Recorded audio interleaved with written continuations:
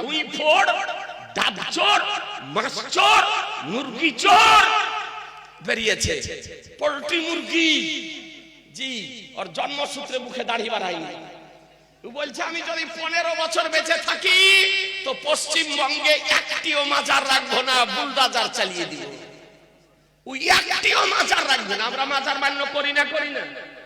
পীর ওলি আউলিয়াদেরকে মান্য করি না, করি না? করি। তো বলছে একটিও মাজার রাখবো না, বুলডোজার চালিয়ে দিব।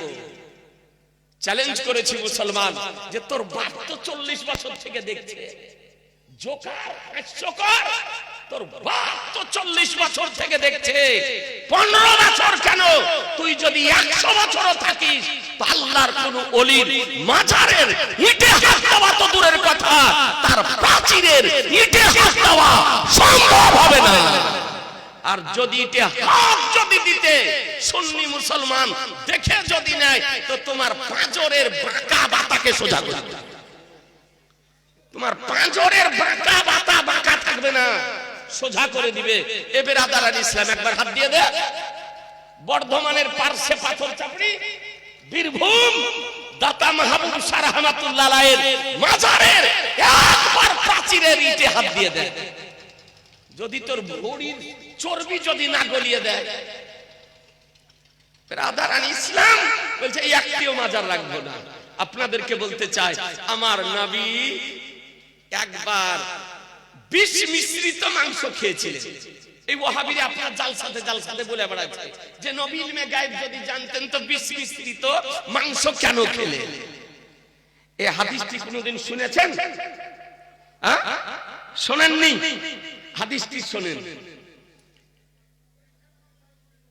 হাদিসটি বুখারী শরীফ প্রথম খণ্ড 449 পৃষ্ঠায় বর্ণিত হয়েছে। ভারতীয় পীর, ভালো করে শোনেন, অনুরোধ করে বলছি।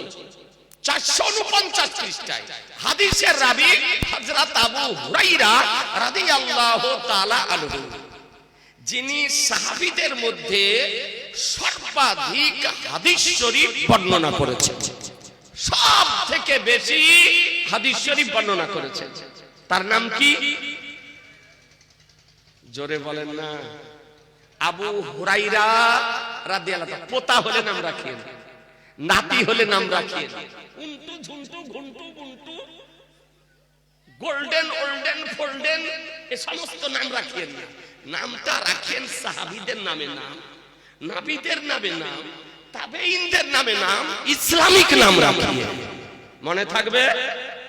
হ্যাঁ। বেরাদার ইসলাম, আবু হুরায়রা, যিনি রাতে দিনে 12,000 রাকাত করে নামাজ পড়তেন। কত রাকাত করে? 12,000 রাকাত করে নামাজ পড়তেন। এখন কেমন করে পড়তেন আপনি যদি জিজ্ঞাসা করেন আমি বলতে পারবো না। উনার কারামাত যে উনি 12,000 রাকাত করে নামাজ পড়তেন। ও আবু হুরায়রা রাদিয়াল্লাহু তাআলা হাদিস শরীফ বর্ণনা দিতেছেন, বুখারী শরীফের হাদিস, যে নবী আমার খৈবরের যুদ্ধে গিয়েছিলেন। যে যুদ্ধ ঐতিহাসিক যুদ্ধ কয়েকটি হয়েছে, যত যুদ্ধগুলি হয়েছে সব হিজরত করার পর। হিজরত করার পর প্রথম ঐতিহাসিক যুদ্ধ সেটা হলো বদরের যুদ্ধ। বদরের যুদ্ধ বেরাদার। আর এর পরে এই যে যুদ্ধ, ঐতিহাসিক যুদ্ধ, এটা হলো খৈবরের যুদ্ধ। খৈবরের যুদ্ধ নবী আমার স্বয়ং নিজেই গিয়েছিলেন। যে যুদ্ধে নবী আমার জুলফিকার তরবারি, আলিয়ে মুর্তজা শেরে খোদা, মুশকিলে কুশা, হায়দারে কাঙ্গার, ফতেহে খৈবার সাহেবে জুলফিকারের হাতে দিয়ে দিয়েছিলেন। ও জুলফিকার তরবারি, যার আগেও ধার ছিল আর যার পিছনেও ধার ছিল, জি, ও জুলফিকার তরবারি দিয়েছিলেন। আমার আলী মুর্তজা রাদিয়াল্লাহু তাআলা যুদ্ধ করতেছিলেন, আল্লাহ তাআলা বিজয় দিয়েছিলেন। কয়েকটা ঢাল আলী মুর্তজার হাতে আপনার কেটে গিয়েছিল। জুলফিকার তরবারি ডান হস্তে ছিল। শেষ পর্যন্ত আলী মুর্তজা দেখলেন খৈবরের দুর্গের যে ফাটক, এই ফাটকে লাথি মেরে উখড়ে দিয়ে ঢাল করে ব্যবহার করেছে। এ দুর্গের ফাটকের ওজন কত ছিল? তো বলা হয়েছে 40 জন শক্তিশালী মানুষ যাকে নড়াতে পারতো না, এই রকম দুর্গর ফাটকের ওজন ছিল মুসলমান। সুবহানাল্লাহ সুবহানাল্লাহ। জি তাহলে আলীর কি ক্ষমতা আল্লাহ দিয়েছিলেন, পায়ের লাথি মেরে উখড়ে দিয়ে বাম হাতে উঁচু করে ঢাল করে ব্যবহার করেছিলেন খাইবারের যুদ্ধে। এ বেরাদার, এই জন্য খাইবারের মুজাহিদগণ তারা বলেছিলেন লা ফাতা ইল্লা আলী, লা সাইফা ইল্লা জুলফিকার। পৃথিবীর বুকে যুবক যদি থাকে তো সেরে খোদা আছে। সুবহানাল্লাহ